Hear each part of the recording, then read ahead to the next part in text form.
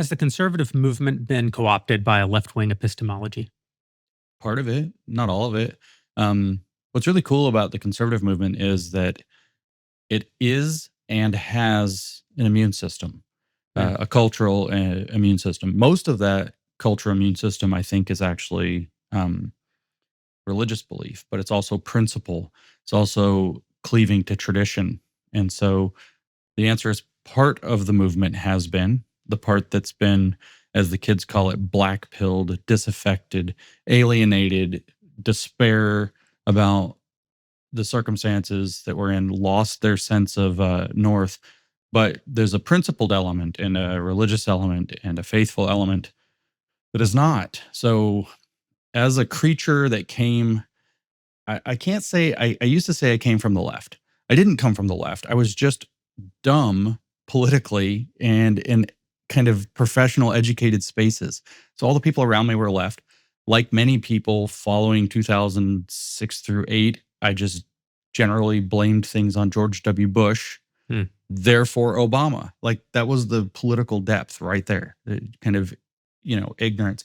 But I watched the leftist epistemology and ontology, to use fancy words, the woke thing, take over the left sort of from the edge of the inside.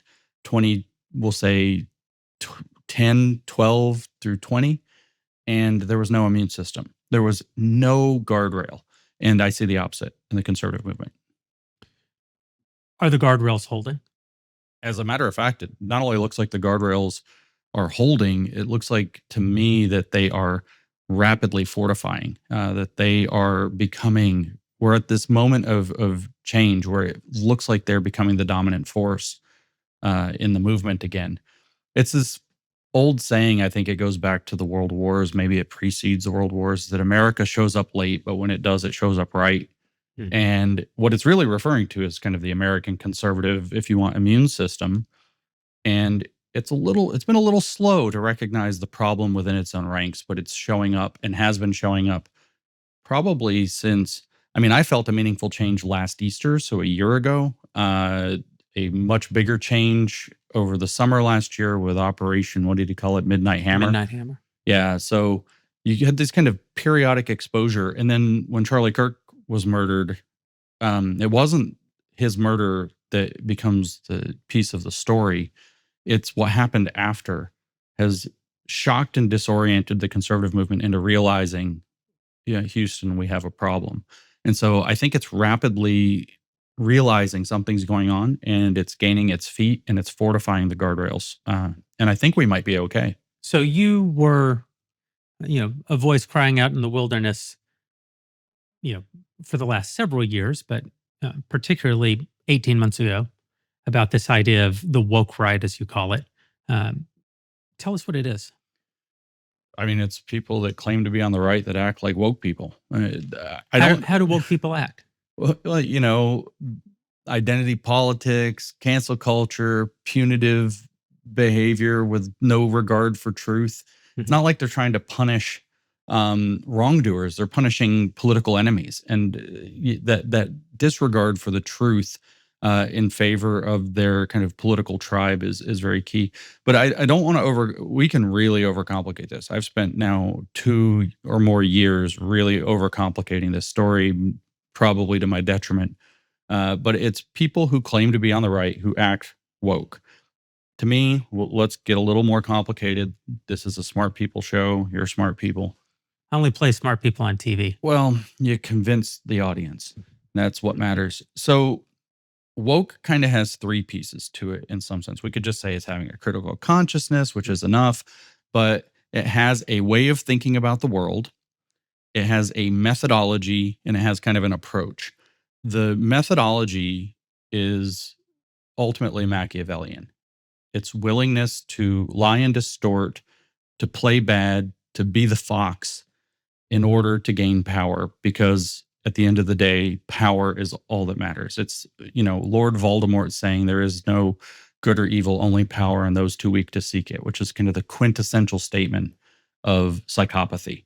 I believe J.K. Rowling is a greater student of the concept of psychopathy than anybody's ever given her credit for, and that the Harry Potter allegory is actually a long testament to normalcy versus psychopathy. But so you have the Machiavellian methodology. You have an approach that's kind of the friend-enemy distinction that plays with that. It's a tribalism equipped with an enemy.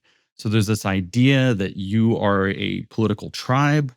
It's not necessarily clear who that tribe is, but there's definitely an enemy. You can definitely pick out who the enemy is, and you're going to go after that enemy. And anybody who doesn't join in going after the enemy, this is the key, declares themselves also among the enemy. So the friends of the friend-enemy distinction are those who will fight the enemy once the enemy has been identified and declared. With the woke right, that enemy is neocons. It's the post-war liberal consensus and those who uphold it. It's Jews. It's the woke left in some sense, but it's also conservative moderates who are not going to go radical right wing with them. With the woke left, it depends. Pick your favorite theory. It's critical race theory. It was obviously that the enemies were going to be white people and whiteness itself, whatever that means as a cultural force. With the queer theorists, it was going to be normalcy. With the communist, it was going to be the bourgeoisie and capitalists. Mm-hmm. But the mechanism's the same. So there's a declared enemy. Everybody's against the enemy. Everybody who fights the enemy is the friend. And anybody who refuses to fight the enemy declares themselves complicit with the enemy, therefore part of the enemy. So that logic or methodology or approach is just key. But then there's the deepest part is the way of thinking, which is this suspicion that the world has been rigged up to work the way that it does by secret and hidden forces and powers that are interested, even unconsciously, often unconsciously, in their own continuance of power over a alienated and oppressed minority group. The left sees this in terms of classes. So you have an oppressed class, the proletariat for communists, racial minorities for CRT, queer or deviant or perverse or whatever for queer theory. They use all these words for themselves. And you can go down the list. There's all the, as Judith Butler herself even called it, that exasperated et cetera of identity classes. But on the right, they conceive of it differently. They conceive of it of the correct collective, not as an oppressed class, but as an oppressed national identity. There's a righteous nation that has a mythology, that has a history, that has an inheritance, and we are not receiving that inheritance. We've been alienated from our own heritage because we've been too tolerant. We've let in polluting elements. We let the women vote or something like this. And therefore, what we need is a massive purge back to the pure expression of the national collective. But it's the same mentality. There's a collectivity of people that is oppressed by some structural force in society that has been erected by the people who benefit from it, and those people maintain it even in ignorance to keep it going. I read, this would have probably been in 2006, 2007. I read The ABCs of Anarcho-Communism. And at that time, Howard Zinn, I think is who it was, had brought it back into publication because he thought it was like one of the great pieces of American political thought. And one of my takeaways from it is obviously it's more of a tract than a book. It's a super simple piece, but he sort of goes through all of the sundry political movements of the early 20th century, and he talks about all of them as being of the left. And I'd never encountered the idea, for example, that libertarianism was a left-wing idea. I have some libertarian sympathies myself, but my takeaway from Berkman's book is that almost every left-wing political movement is premised around an idea of original sin, that there's something that's gone wrong in the human experience. Some moment, I've talked about this a lot lately, some moment when people had agency. Since that moment, we've lacked agency because we can't get back to that original sin. And then a utopianist vision that if we could overcome that original sin, we'd arrive at some sort of Edenic new reality. And as you say, for the Marxist, it's class. For the libertarian, it's coercion, et cetera. But they all sort of have this idea that if we could overcome that original sin, we'd arrive at the world that we're supposed to live in. And in that sense, there's a sort of religious quality to all of these ideologies that they do come. They are accompanied by the promise of heaven, a kind of heaven on earth, if we could just get to them. Yeah. For the for the woke right, as you call them, the piece that's missing between my understanding of them and what you just described is what is that affirmative vision? What is that? You say that there's like a nation, an inheritance that's been denied us. And yet, if you look at, you know, ideological movements within this piece of conservatism, like Catholic integralism, as an example, you know, the real intellectual Catholic integralists, I think the word is overapplied. I think there are a lot of Catholics who've never heard of integralism. Mm-hmm. There's a lot of Catholics who are political and therefore think that they're integralist, even though they aren't really a part of the actual intellectual movement that is Catholic integralism. But the real writers, you know, Vermeule and others, to them, America itself is a betrayal of whatever our birthright is, whatever our actual inheritance should be. Sure. How far back do we have to go before we get to the thing that that the so-called woke right actually believes is our inheritance? There are so many things to say here. How do we even organize? Like you just, I'm like picturing chapters of a book now, like literally chapters of a book. Let me try to touch on some of the points briefly, and I'll try to remember. You probably will have to prime me to how far back do we go? The real question you asked, I'll probably forget. The answer is to be determined is actually the answer to that question. There is an answer. Further back is another way to answer that. When it doesn't work, further back. Well, Right. this far, and then when it doesn't work, further back. And this logic is actually similar to the logic on the left. But the woke right and the woke left do not think in an identical fashion. Okay, tell me. So what the literally Augustinian framework that you just laid out, if you want to phrase it that way, this original sin and redemption, this is I think a profound thesis. Not everybody's going to like or agree with this, but I've been making it a little bit lately. The left is actually, in a lot of respects, we always think of them as being very progressive and forward. And in fact, I would argue that they are much more reactive. They're much more reactionary. They're actually much more regressive, backwards thinking, because what they're actually envisioning is that original state of man that we're trying to actually recover. However, they want their cake and eat it too. They're fantastical utopians that way. They want to be able to go back to that idyllic state of nature, the prelapsarian state, if you want, but also to retain the benefits that came with having a society, an advanced worldly society. So you could break it down and they want to return to the primordial Edenic state. They want to go back to Eden, but they want to take their iPhone back to Eden with them, and they want to go back on their own terms. Yeah. So, but it is essentially, with the Roman V for the U, it is a return movement. In fact, Marx is clear about that in the Economic Philosophic Manuscripts, which he wrote in 1844. Marx lays out what he thinks communism is. This is not published until much later. This even would not have informed the foundation of the Soviet Union in 1917. It didn't get published until the 1930s, I think. It's possible they had these writings. I don't know. But it probably wasn't part of their thinking. And he writes, communism is the positive transcendence of private property as human self-estrangement, which is a lot of words. But the next part is the key, and thus a complete return of man to himself as a social, that is, human being.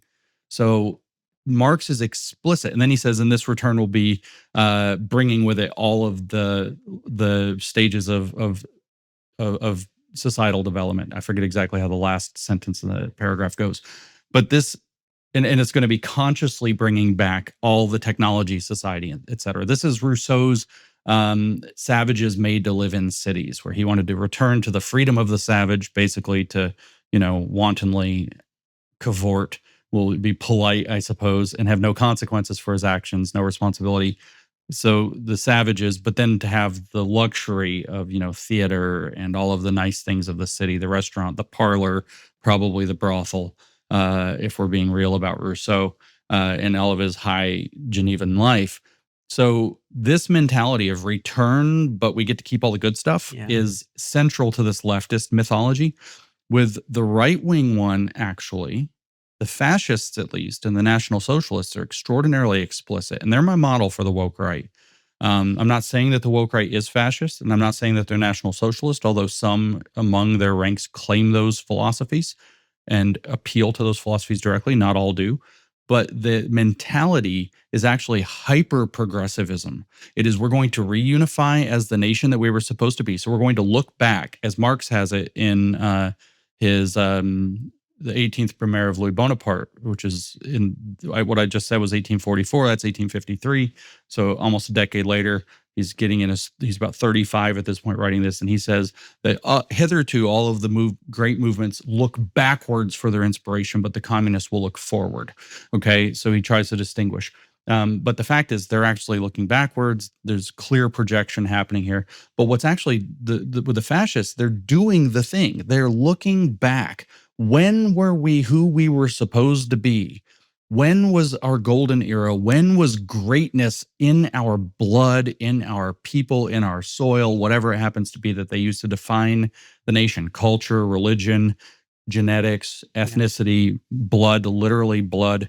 Something made us great in the past. We've been alienated from that. And what we need to do is fix that. We get back to that for a purpose. And the purpose is to move forward, to go for the magazine that Benito Mussolini published was Avanti, forward, right? But the idea is that they are going to, and Hitler says this again and again in Mein Kampf and in other places, that the point of purifying the blood for the Germans to get back to that pure Nordic blood is to advance humanity to its next stage. It's pure progressivism. It's pure early 20th century progressivism. They're going to be eugenic to make the Superman so that they can get humanity. What was Hitler obsessed with? What was the proof that you had high people, high culture? You were going to have the highest culture and the highest capacity in war. So it was going to be to complete humanity. That's why you need the living room so that the good people have more space. He covers that in chapter 4 of Mein Kampf. So it's this hyper progressive movement. So what is the case in both of these situations is what you do is what the fascists or the woke right do is they look backwards for that inspiration point from which the glorious future comes. Whereas the communists look backwards and say, how do we get back to who we're actually supposed to be and bring with us all the loot that we've taken over the past long time? I know a lot of actresses in Hollywood who would tell me, they all had celiac disease and they all weighed, 90 pounds soaking wet. And they would all say things like, we evolved to eat white fish, beef tallow, and kale. And I would often remind them that if evolution is true, kale didn't exist when we evolved. And no human being until the 20th century was rich enough to have white fish, beef tallow, and kale. Like that combination of things has never existed. But it is this kind of idea that all the things we have now that are good somehow equal the Edenic state in the past. That's right, the primordial past. So, and there, again, there's chapters here. We could do this conflict of visions. But the piece that I want to say here is that there's both of these woke mentalities, if we will, have this purge culture that at the end of the day, there's a model. And when everybody's on board with the model, it's going to work. So when it doesn't work, the cause is that some people aren't on board with the model. So then you have to find those people and you purge them. Okay, so for the left, we can use like Mao Zedong as a great example where he just started going down the list. Well, my communism's not taking off. Let's purge the teachers. Let's purge the businessmen who are doing shady business, the 3 anti-campaign, the 5 anti-campaign, the anti-rightist campaign, the anti-revisionist campaign. Let's find the people who are stopping us from getting communism in 3 years and get rid of them, because we would have communism if it wasn't for the ideologically impure who aren't on board with the belief system. Yeah. So you get this fanatical cult around their kind of it's like self-eschatological, right? They're going to produce the eschaton. They're going to bring us back to Eden. Herbert Marcuse, the kind of arch neo-Marxist, in his second major book in 1955, Eros and Civilization, actually writes that the goal is to get back into Eden, and the way to do it is to take a second bite from the fruit of the tree of the knowledge of good and evil. Wow. Okay, so this is the mentality. Well, on the right, you have the same problem. So what you're going to do is you're going to look back and you're going to say, well, maybe we had it right before the civil rights era. We'll use America as the kind of example. We'll go pre-civil rights. This is like Christopher Caldwell, Age of Entitlement. We'll go before that. And if it doesn't work, well, no. R.R. Reno, Return of the Strong Gods, we're going to go back before the World War II order. Wait, well, maybe it's not there. Maybe it's before the Federal Reserve, 1913. Maybe it's before, we could add in progressive amendments. Right. We can just go down the list. The 19th Amendment, the 17th Amendment, the Civil War amendments before Lincoln. Well, maybe in fact the American experiment had it wrong. Maybe the colonists had it right. Maybe we never had any right to break off from England in the first place. So you just kind of, Joel Webben, for example, recently said, he was put to it. He said, somebody challenged him, said, you just want to take America back to 1950. And he said, how about 1650? At which point, by the way, America wasn't America. Right, there was no America. Right. And so the idea will be that it will work when we attach ourselves back to the correct ideal myth of who we are, and hone our people around it. This is but no, go ahead. Well, conservatism, one of the fundamental premises of conservatism is that there was wisdom in the past, that there's something worth conserving. And your own politics, some of your critics would say, particularly around economics, that you seem to have an economic vision for the country that is basically a sort of Reagan, Thatcher, 1980s supply side trickle down market solution. Are you guilty of doing this to some degree? I mean, it's possible. I'm open to the accusation. These are the kinds of accusations I take extremely seriously. Mm-hmm. But my mentality is certainly not that, like, okay. So my thought with free market economics, if you want to call it Reagan, Thatcher era, Milton Friedman, whatever you want to call it. My thought with that kind of thing is that if it doesn't work, I'm not going to look further back into a mythological past to find something that did. Mm-hmm. It either works or doesn't on its merits. So I hope my mentality is different. But this is the kind of thing. Things don't keep me up at night, but this is the kind of thing that would, if something actually disturbed my sleep, in the kind of realm of thought. That's the kind of accusation people send that I take seriously. There are a lot of accusations people send that I don't take seriously, but that's the kind that I think very seriously about. But I'm reading, for example, right now, Alfred Rosenberg's The Myth of the 20th Century. I have not finished this. Alfred Rosenberg was Adolf Hitler's chief ideologist. That was his official title in the Nazi regime. And he wrote this book in the early 1930s, late 1920s, called The Myth of the 20th Century, to outline what it is they think is like he starts off by saying, basically, the first sentence is, it has become time to rewrite history. And we've got it all wrong, and then the next section, I'm not joking, is basically in the primordial past, the North Pole wasn't where it's located. There was another landmass. Maybe it was called Atlantis. All the Nordics came down from there, and they started populating different parts. And he tells this, the first chapter is 100 pages long, and he just tells this story, whether it's India, whether it's Iran or Persia, whether it's the Levant, whether it's Greece, whether it's Rome, whether it's Germany, about how these primordial Nordics came down, and where they went, there was culture, there was flourishing, there was advancement, and then the mongrel races poisoned them and their cultures all collapsed. Why did Rome collapse? Mongrel races. Why did Greece collapse? Levantine mongrel races. Why did the Middle East collapse? Mongrel races, the whole thing. Why did Persia collapse? Well, they had the really, really right idea with Zoroaster, he says. However, which he claims is Zoroaster's point. By the way, I've asked Grok, I'm not exactly a historian, but I've asked Grok with almost every section of this book, is what Alfred Rosenberg said here true? And it's like, no, absolutely not. But his claim was that Zoroaster came down and created a religion based on purifying and protecting the race. But they were too nice about it. They were too polite, and they allowed Levantine corruption. So they collapsed. India collapsed. They had the caste system, the best thing ever, and it collapsed. So the idea that he has is, okay, there is actually, you said how far back? That was the question. There is a primordial beginning during which we're still in an Edenic state. It just doesn't operate according to this kind of Rousseauian model. There's this state of nature that precedes the Hobbesian, nasty, brutish short. There's this state of nature for the certain correct people. These Aryans who came from Atlantis, I'm not joking, that's what the book says, or wherever they came from, that had a higher understanding of the world, a higher spiritual development. They might as well be another species. Yeah. And that's actually how the Nazi thinking was, is that it was almost another species. So what you do is you go back, and when it doesn't work, you say, we didn't go back far enough. And you go back. And so that's the distinction from my thinking. My thinking is either what I'm saying works or it doesn't work. If it doesn't work, we modify.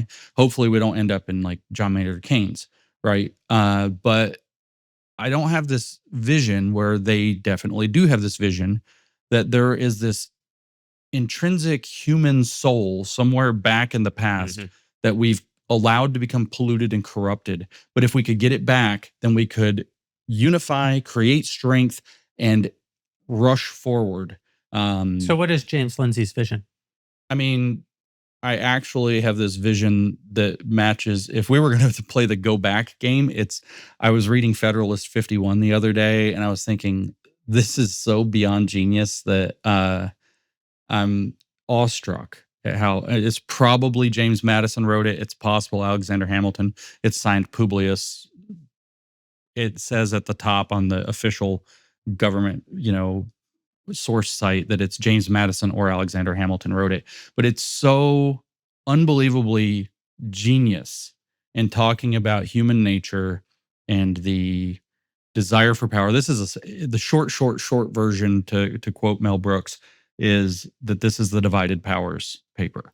We need a federal constitution. We need a big enough people where there's ample factions and sects that will duke it out for their own interests so that we don't have any single majority that becomes too strong and conquers everybody. But we also have to protect the government from itself. And the only way to do it is to divide the powers and pit interest against interest. The ambition of the president should counter the ambition of the legislature. The ambition of the House should counter the ambition of the Senate, the judiciary as well.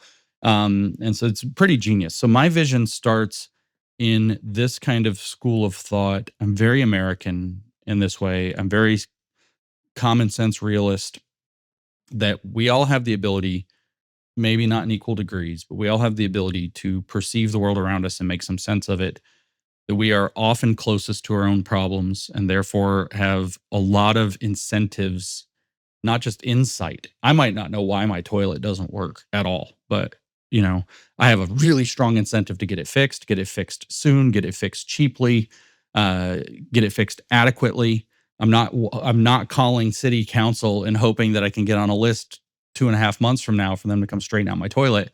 Either I'm going to figure out how to do it with the YouTube, or I'm calling a plumber, and probably calling a plumber, and we're going to get the thing sorted out today. So I have this belief that the founders had something right, that the more self-government we have, the more that people are allowed to pursue their own incentives, not pinned down by the various other interests, government among them, but also corporate interests, sectarian interests, factional interests, party interests. The more people are able to pull back and pursue their own interests, the closer they get to the correct incentive structures that produce positive sum outcomes, that produce prosperity and abundance for people. That's a structural answer. That's a vision for how the country should work. Yeah.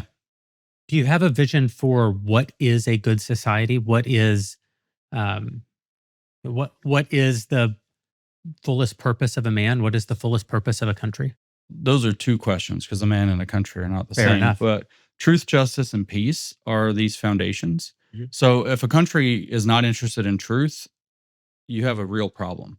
So you have to have a country that's at least generally interested in truth, that's generally orienting toward truth, and has institutions that are able to help it achieve that. I don't know if, Jonathan Rauch is a very interesting thinker. He wrote a book called The Constitution of Knowledge some years ago. Sorry, Jonathan, I know we're kind of friends, but it's riddled with Trump derangement syndrome, in my opinion. Which takes away from the otherwise brilliant epistemological presentation of the book.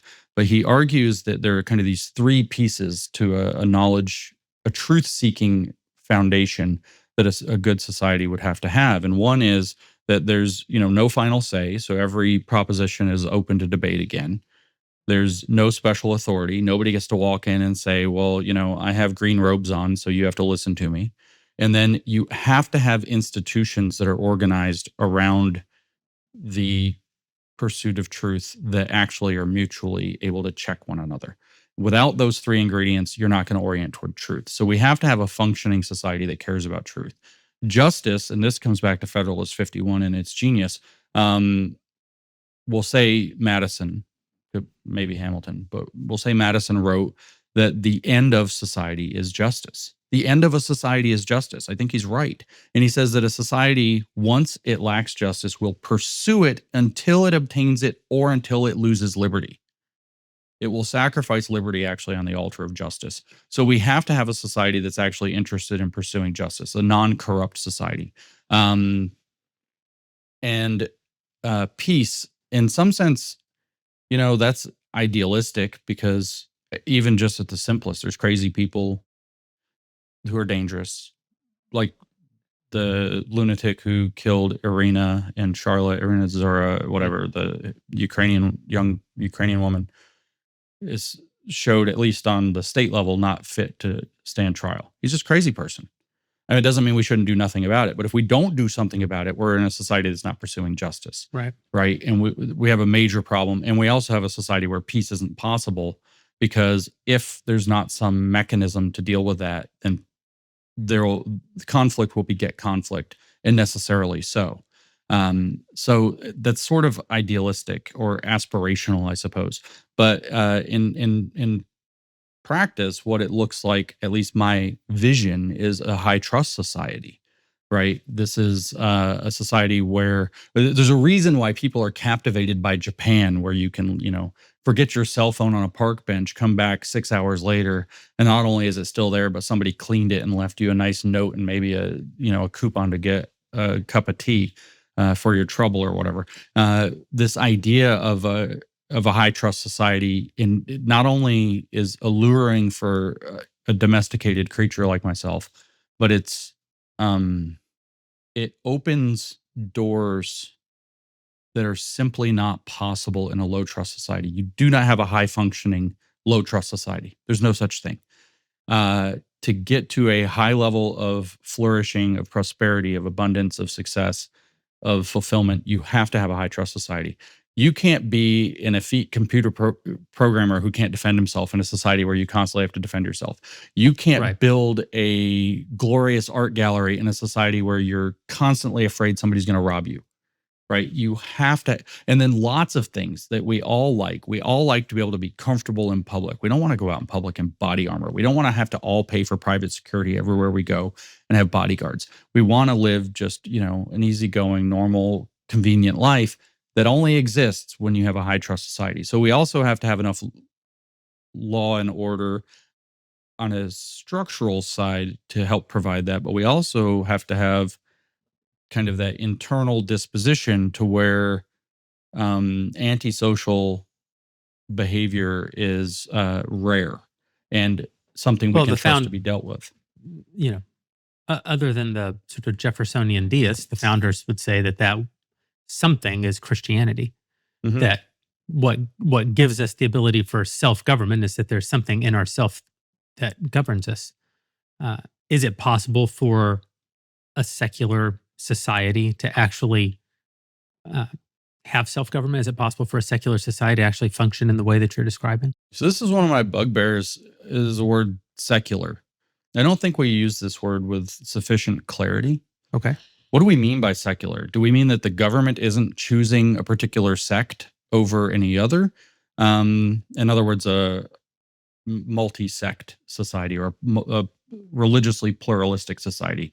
Well, first of all, just to appeal back to Federalist 51, that's literally the argument that Madison makes there, is that you have to have a pluralistic society in order to compete the largest, a sufficient number of factions. In fairness, pluralism in the context of the founding is a denominationally divided Christian society. It's not the way that we think of pluralism today, where society is divided between agnostics and atheists, and plus all the Protestant denominations, plus Catholic, plus Islam, plus Buddhists from the East, and plus Muslims from the Middle East. I mean, and communists, which is actually a religion, the most relevant piece of the story. That what's different in the United States pre-1950 versus post-1950 is an enormous cultural lurch toward embracing communism, which is why a religious ideology, if ever there was. But this is also why I reject the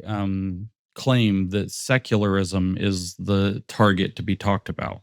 Okay. Right? It's in fact, we have at least one, arguably now two,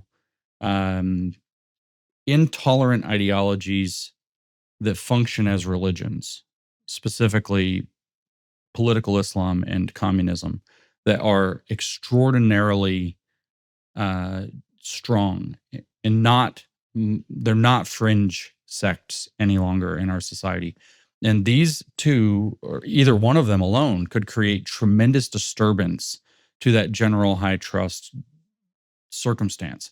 So The thought that rules out thought. when you say, it was Christian, you also have to recall, and I'm not trying to like play this game in a weird way, that you also have people like, John Adams, who said the Constitution is written for moral and religious people and wholly inadequate to the governance of any other, who is arguing passionately at times for the positive things that the Hebrew people, the Jews, few though they were, brought to the United States, their image of righteousness, the way that they conduct themselves in their business is something America wants. And at the same time, you have him writing very passionate skepticism of Catholics. So what was he seeing in the Catholics? If you go read John Adams about it, well, is that they are loyal to the Vatican and have a tendency to become an intolerant sect or an intolerant ideology. So you have this same tension at the founding. But yeah, there was a general presumption that people would be, I will say, culturally Christian, because there was a lot of room for deists. And you say maybe not in the general population, which is true, but in the people that were writing the framework, there was an awful lot of deism, agnosticism, or even whatever Jeffersonian Christianity is. Well, I think floating even around. Adams said to Jefferson that if we two, you and I, beheld the Shekinah glory, we still would not believe, which is quite a statement. Yeah. So it's all of the things on the table are different than what they were talking about. But I agree that intolerant ideologies, militant ideologies, whether they're integralist, whether they're communist, whether they're jihadist, or whether they're Christian nationalist or theocratic Christian nationalism, as it were, present a problem. But I actually believe that, as did, again, Federalist 51 makes it clear that religious liberty is what this country was founded on.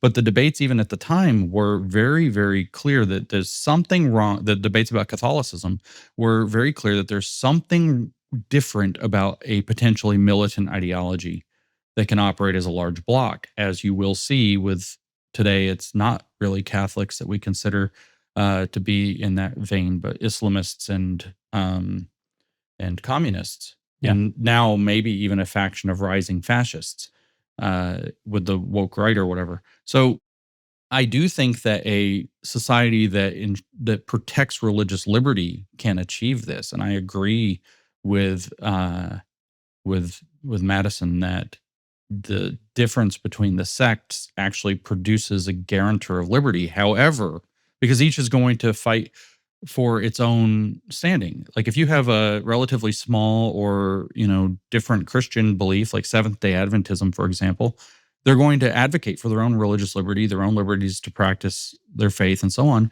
Whereas, if the Southern Baptist Convention got the platinum scepter, maybe they wouldn't let them do that.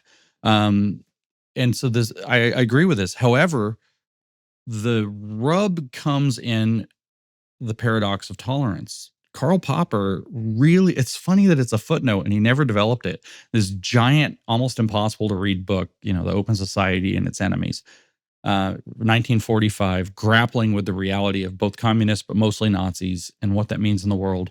He writes this book and he has this footnote where he says there's a paradox to tolerance, which is essentially that if you're tolerant of intolerance, you'll end up intolerant. But if you're intolerant of intolerance, you're already intolerant. So tolerance seems to be an unstable equilibrium, to put it in physics language. I actually agree with that. I think that it is an unstable equilibrium. It's like balancing something on top of your hand. And if you don't keep your finger moving underneath it, it's going to fall off. You have to keep putting energy in to keep the thing up. But it's not, you don't get to set it and forget it, as the old ads used to say. But I think that we have to think very seriously about what we can and should and can't and shouldn't be tolerant of. And I have a thesis for where the line is. I call it the principle of reciprocal tolerance. If a faction appeals to tolerance in order to gain power, but advertises also that it will withdraw tolerance from the people who granted it power, you don't have to be tolerant to those people. Yeah. If they were empowered and they would take your tolerance away, we're intolerant of that, and that's okay.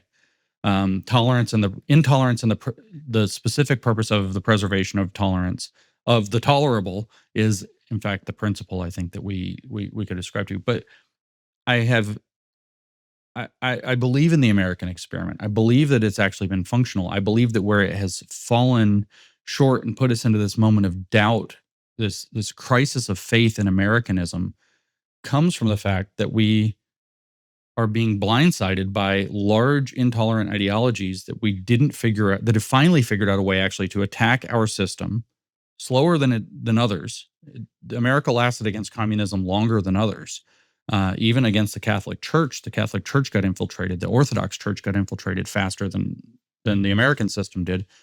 But it's not invincible, and we've got to figure out how we draw the line. I think. Well, let's talk about how one draws the line and how one enforces the line. You say that a good society is a high trust society, that people are drawn to Japan, where you can leave a cell phone on a bench and come back 6 hours later, somebody's not, left it and cleaned it.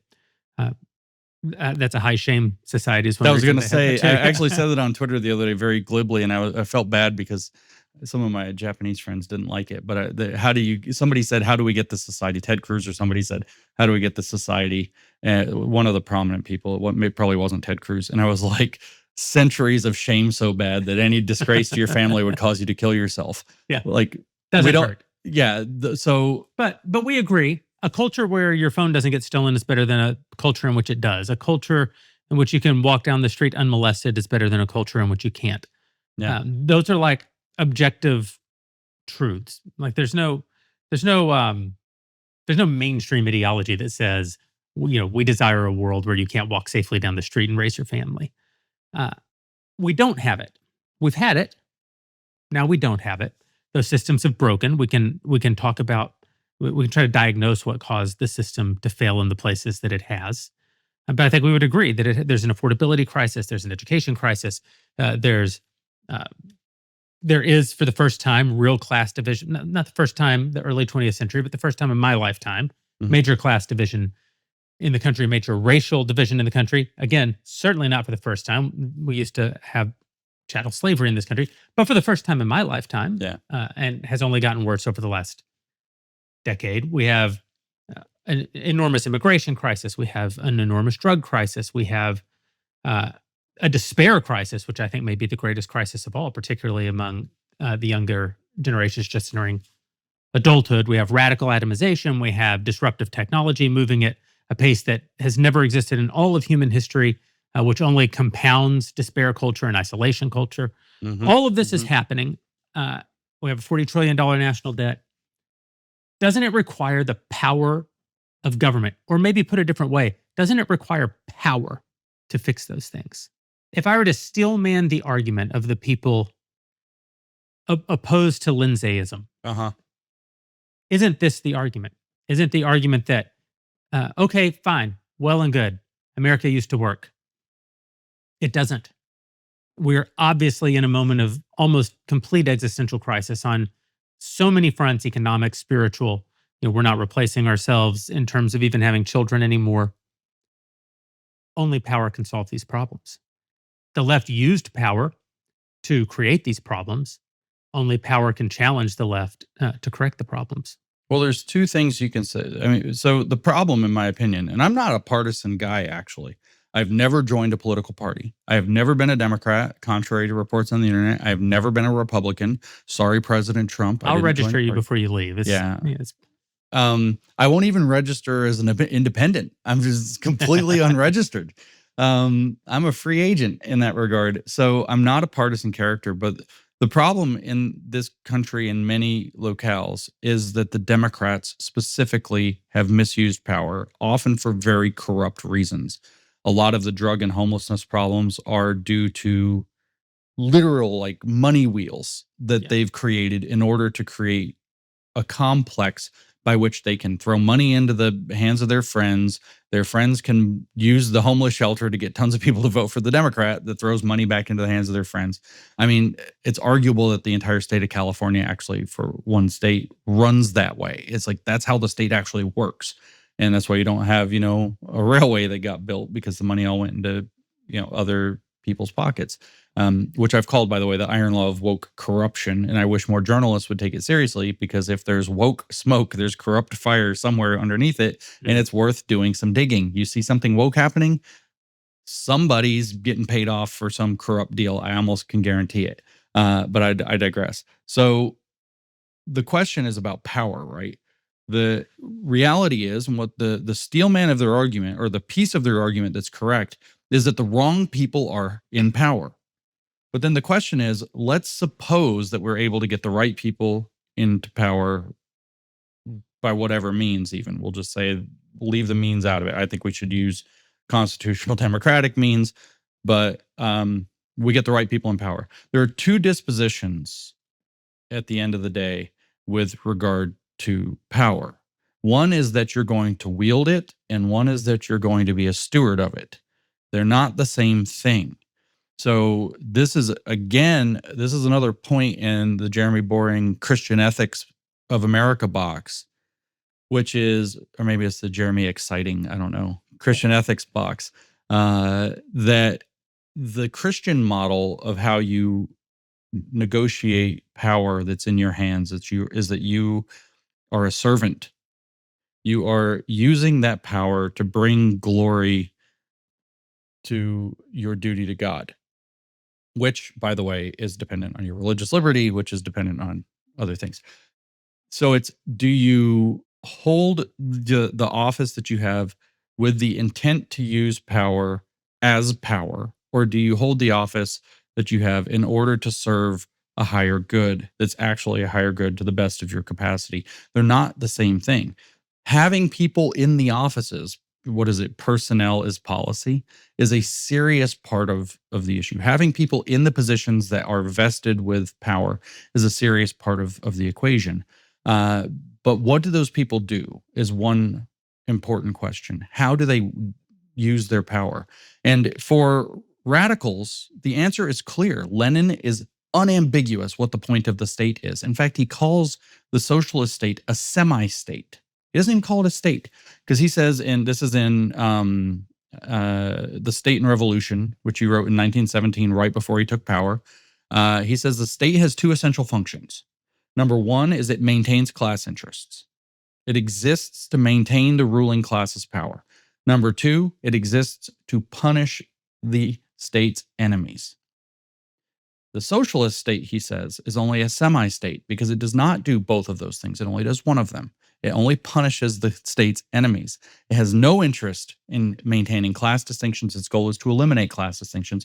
Therefore, it's not even a real state. It's only half of a state. So if the argument that I hear from my opponents in the kind of hard right or woke right or whatever is that they want to get into the positions of power, and it's very clear, what in many cases explicit, that their motivations are revenge, that their motivations are punitive, that they want to punish people, that they want to destroy their enemies. I get told on a daily basis that I will be killed the instant they take power. I've been told a bunch of times, as a matter of direct fact, that I will be killed the day JD Vance takes power, which I find alarming, but I think is also internet trash talk and nonsense. But I've probably heard this 1,000 times. I mean, I'm not exaggerating, 1,000 times probably in my DMs and my, replies on social media. It's probably all garbage, but specifically, they're going to punish me for having resisted them. That's not being a steward of power in a good and high trust society. What I hear from them, to give them credit, Patrick Deneen, for example, philosopher at Notre Dame, Catholic integralist, wrote the book Regime Change. Doesn't claim that label, I don't think. Has he abandoned the label or doesn't take it? It doesn't matter. He doesn't take it. It doesn't matter. Regime Change, why liberalism has failed, 2018, Regime Change 2023. Patrick Deneen openly says that the solution to the problem is that the people that get the power will operate with prudence and with virtue. And I'm just left as a good old boy American, like, how? Yeah. How? Tell me how it's supposed to work. Tell me how you're supposed to, okay, let's say it's a king. How do you keep the king good? How do you make sure the king's son is good? How do you make sure the person there is good? This is what Madison was wrestling with too. And then maybe it's not the king. Maybe it's a Carl Schmittian unbound executive, which, by the way, is the dumbest idea I've ever heard in my entire life. He has this whole book on dictatorship. Carl Schmitt does it. He writes in the 20s. He says there's two kinds of dictators. One of them he models off of Abraham Lincoln, based entirely on the suspension of habeas corpus, which he doesn't even interpret correctly, which is kind of funny. But this is what's called a commissarial dictator. So this guy, there's a constitutional order, everything's good, that's how it works. But he can accept himself in a state of exception or a state of emergency from the constitutional order, assume dictatorial powers for the purpose of putting the country back into the constitutional order. The other kind is called a sovereign dictator. And that's what you normally think of as a dictator. We don't have to go into the details. He's exempt from the order completely. The question is once the commissarial dictator, so to speak, decides he likes the taste of power he got, and then somebody says, sir, it's time to go back into the order. And he says, I declare an emergency against my power. Yeah. What mechanism is there to stop him from becoming the sovereign dictator? And the answer that people like Deneen provide us is he won't, because he's good. I don't believe in that person. Yeah, Cincinnatus. Yeah, Washington. Yeah, you came up with two. Yeah, we're talking about century-long aberrations, or half a millennium-long aberrations to the human norm. And we're all going to live in the norm most of the time anyway. So, excuse me, I prefer this idea of this broken apart, divided powers where people are given stewardship by the people. Now, there's one other question about power, though, is the jurisdiction of power. This is a huge piece. There's actually, in my opinion, a lot of sleight of hand or sleight of mind, if you will, about this. They say, okay, it's always down to power. It's either going to be we have power or they have power, right? And so we're going to order the affairs, or they're going to order the affairs. There's always a sovereign, they say. Somebody always that makes the decisions. I've been reading a lot of these radical right books. They're like, let's dispense of this idea of the people being sovereign. That's a lie. Somebody's always sovereign. Someone's always calling the shots. And then they give some examples. And the answer is, yeah, somewhere. But where? What's the jurisdiction? The point of the American founding was not that there would be no government. In fact, the Federalist Papers are arguing for a federal government. For a robust government. And a robust one, compared to what the anti-federalists wanted. Correct. What they were arguing for is a minimal interpretation of the jurisdiction of that government. The vast majority of things that the average person will do in their average day-to-day life are not regulated or looked in upon by the government. So what the argument is there's always a sovereign or whatever. It's all power this, power that. But what they're actually subtly really arguing for is an expansion of the jurisdiction of government. The jurisdiction of the state is looking in your windows to make sure you're not eating the wrong foods or sleeping with the wrong person or doing whatever it is, the night watchman model. And it's that expansion of the jurisdiction of government that I think becomes the snowball that takes us into a bad place every time. There's a little bit of a cause and effect there that I'd never thought about until listening to you talk right now, which is, if we always think of, say, the sort of feudal model, you have a king and then you have the people, and the people, are very low. The king has his palaces, and the king has his wealth, and the king has his armies, the king has art, and the king has literature, and the king has the people don't have any of those things. The people move mud from one pile to the other, and that's what they are. And so my view of that has always been that the king, with his power, oppresses the people, and that's probably even the rhetoric of the founding to some degree. But I wonder if even that is a little bit of a populist, revisionist way of looking at the problem. I wonder if the problem, if it's at least equally true, that as the state assumes power, the people abdicate power. In the same way that as we watch the executive become more powerful in our country right now, it's not that the executive is stealing power from the legislative branch. The legislative branch is giving up all the It's just power that giving they it ever up. Yeah, had. that's right. And it's very easy to let someone else be in charge of your life. Like we kind of all want the night watchman. I mean, This is my socialism makes people stupid argument, actually. yeah, Literally, and I mean it literally, because when the government's not taking care of problems for you, you encounter problems and have to solve them for yourself. So you're right. constantly practicing ingenuity, problem solving, analysis, etc., just for the everyday things that are coming up in your life. But when you're just waiting on the government cheese, so to speak, you're not solving problems anymore. You're not engaging in the problem solving dynamic that is the kind of activity of the human brain. And so, yes, as the state claims power, people tend to abdicate power because they believe it's just in the hands. I actually think this is a general weakness of the political right overall, just kind of trying to take a step back and looking, is they kind of always want that big figure, Trump or whatever, some political messiah who's going to come in and he's going to fix it. And the left has this advantage, actually, that they think that that's the corrupt system. Therefore, it's up to each of us to get involved, right? That's the low society model has that advantage that everybody thinks if we don't pull our weight, it's not going to work. Unfortunately, all they do to pull their weight on is overthrowing the system. They don't pull their weight and say getting a job, building a home, building a better life.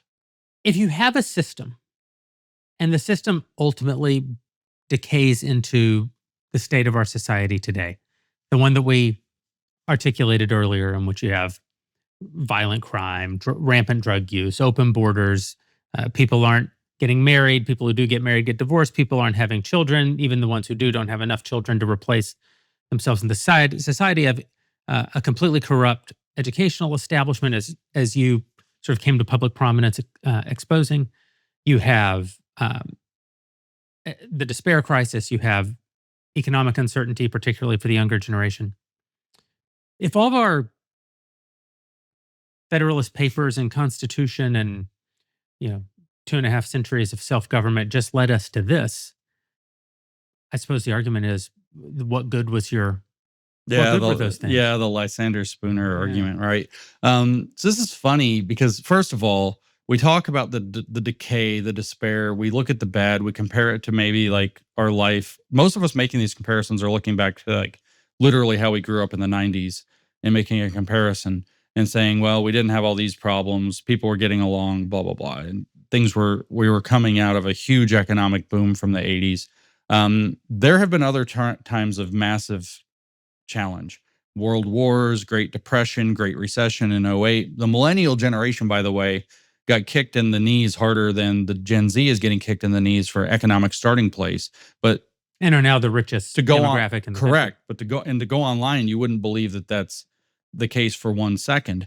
So there's a lot of lack of appreciation and gratitude for actually the good that we still have. Like, it's not all, I hear this message all the time. It's not all loss, despair, despair, despair. But second of all, it's not that everything that we had led us to this point. There are some things that are likely, the kind of decay of a sprawling bureaucracy, the corruption problems, like I said about California. Then there's the problem, again, of ideological insertion and subversion, which we know has been operating vigorously, that we were on cruise control, especially since the late 1990s or early 1990s when we thought communism had died in the world. We've allowed things to fall apart that have to be mended, for sure. But it's not the case that, we're in this weird dark era or that things just fell apart. This is this kind of culturalist argument I hear a lot, is like culture degrades over time and it needs a renewal. I think that culture is actually a lot less deterministic than the culturalist minds think it is. I think it's actually more reactive to what's kind of happening around it. But I agree, though, on the other hand, that what we do need is a renewal of faith. I think the renewal of faith. See, I find it interesting. This is very interesting to me because death, despair, drug use, yada, yada, yada. We see with Trump that there are political solutions to some of these problems. In fact, a lot of them. Like Yeah. Trump is, I hear like people whining online all the time. Well, Trump could deport all the, are you like, he is, it's a bigger problem than you think. He is, this is happening. Okay. It's like, it's actually happening. There are a lot of things that are being fixed. Drug boats are getting blown up. Maybe you don't like drug boats getting blown up, but they're getting blown up. He's waging a war on multiple fronts to kind of secure what's going on in America. The bad relationship with Canada is largely predicated on him telling the Canadian government they didn't fix their fentanyl into America problem, for example. So these things do have solutions. They don't move at the speed of podcast. Yeah. They move at the speed of politics. Well, this is my big gripe with the cohort that you describe as the woke right. The black pill community.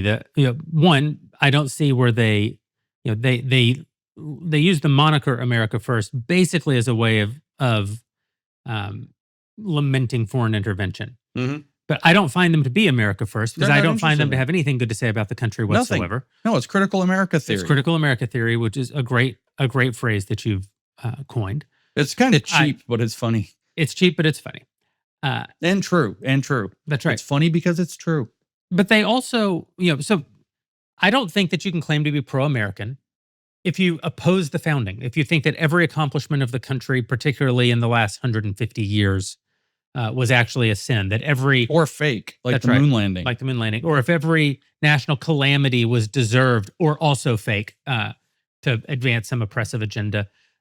They just sound like Howard Zinn. You don't like the country. There may be some hypothetical country called America that you like. An ideal. That's right. But you don't like the actual country. Which, by the way, is the definition of a critical theory.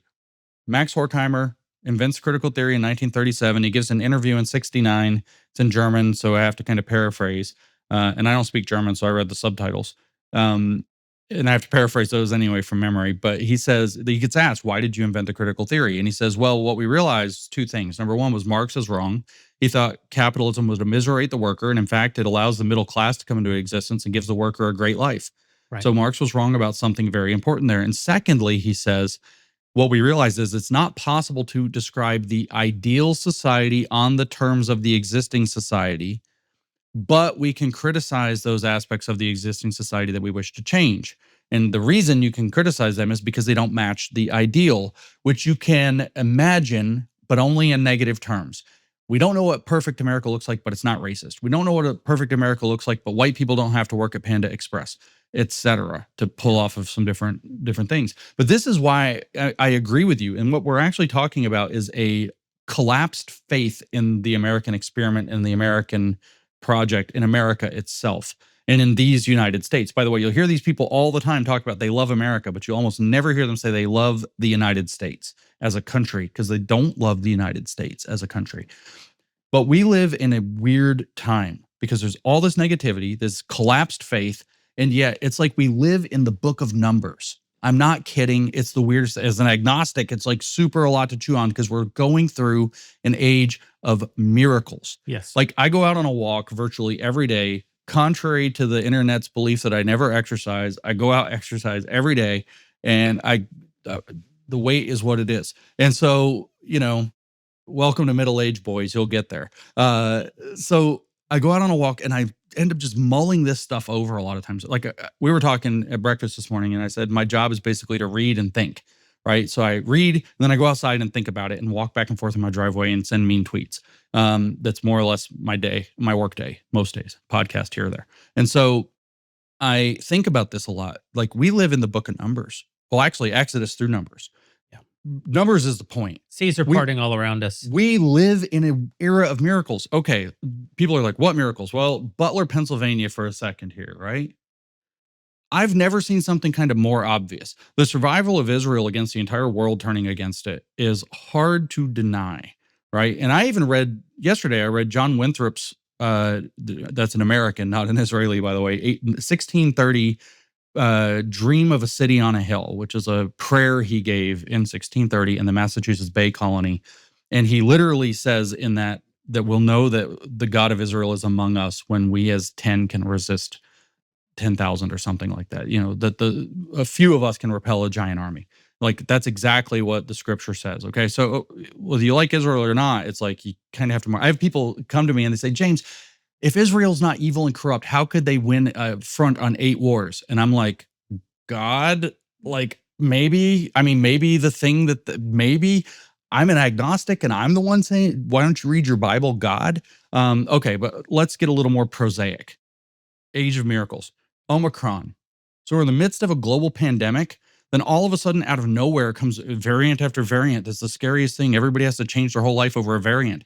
Then one emerges that's hyper contagious, hyper not deadly, and confers immunity.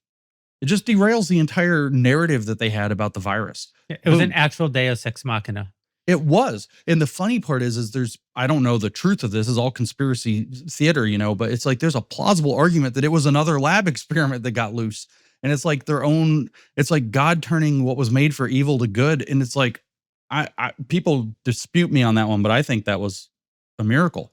Like I literally do. I think Omicron coming and disrupting their whole COVID-19 agenda borders on the kind of thing. I think about it this way. If we were writing down the times that we lived through in biblical language, what would it look like? And it's like, this is looking like, Elijah showing up or something. And speaking of that, you got Trump taunting Iran like Elijah, like praise be to Allah. But no, it's one after even the evil that befell Charlie Kirk is turned to the unmasking of this.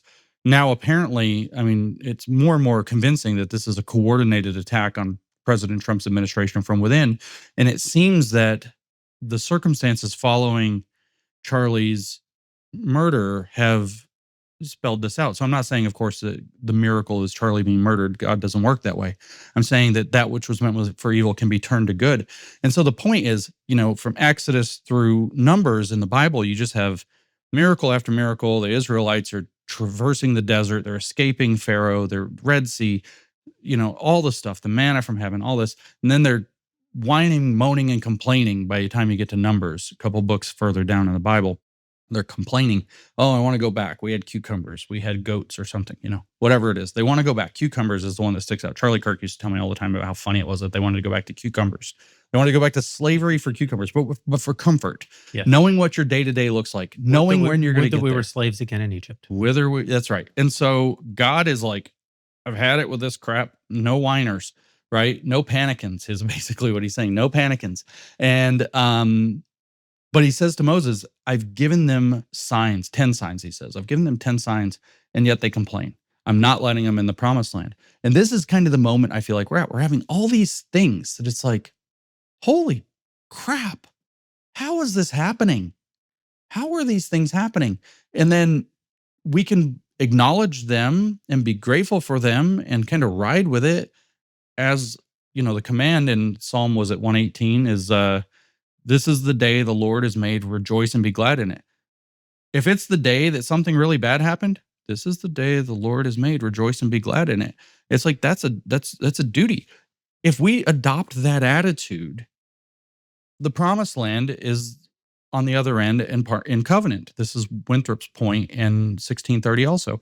If we do the right thing in America, he says, the God of Israel will be with us. And we're going to be an example to Massachusetts, will be an example, Boston will be an example to the entire world of what's possible. And so this is an amazing time that we live in. But what we have to do is acknowledge and be grateful. We have to take the good and savor. We have to fear not. Yeah. And lift up now thine eyes. And to believe for America, we are legally a secular nation. So in America, the idea is that we are going to believe in covenant with liberty. That the for us and our posterity, the blessings of liberty can be bestowed, but our end of the bargain is responsibility, is faith, is belief that it can work, that doing the right thing, taking responsibility, sucking it up buttercup a lot of times matters. And in more prosaic terms, very simple terms, I tell some of the younger people I talk to this sometimes. Okay, stuff sucks. Let's just concede your whole piss and moan, but like crybaby position. Stuff sucks. Stuff has sucked in the past, but we don't have to play a comparative stuff sucks game. Stuff sucks. You have two choices. You cry about it or you do the very best you can with what you have. This is the day the Lord has made. Rejoice and be glad in it. And, be fruitful and multiply, double your talents, etc. And now, just like you said with the millennials, 2008, everything crashes. They have a really bad start coming out of college. Now they're the wealthiest generation.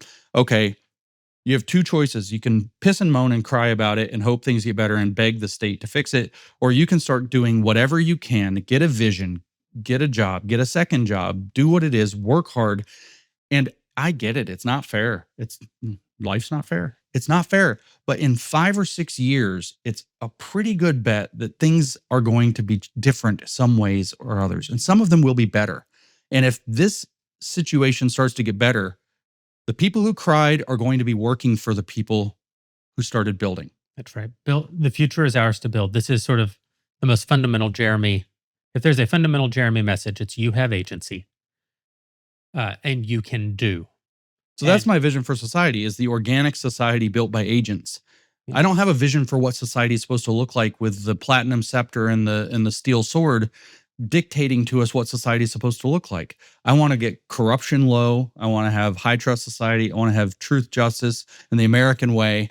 And I want to let this organic society of agentic builders build a society worth living in and to live in it. So see, this is a beautiful vision. And you and I have met before, but only briefly in the past.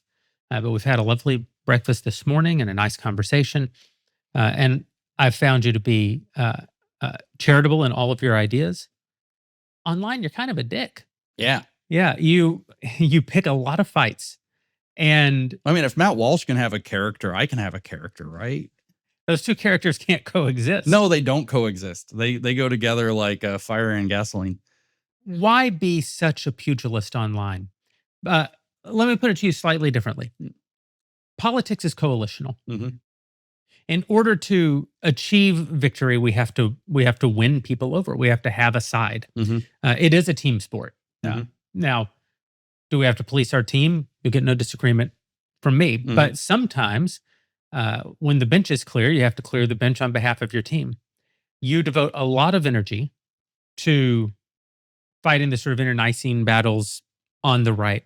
And you fight them in a very particular way. Yes, you fight them quite often with rhetorical flourish. You've coined some of the great phrases in the so-called Civil War or podcast war. So much of the language you've personally created.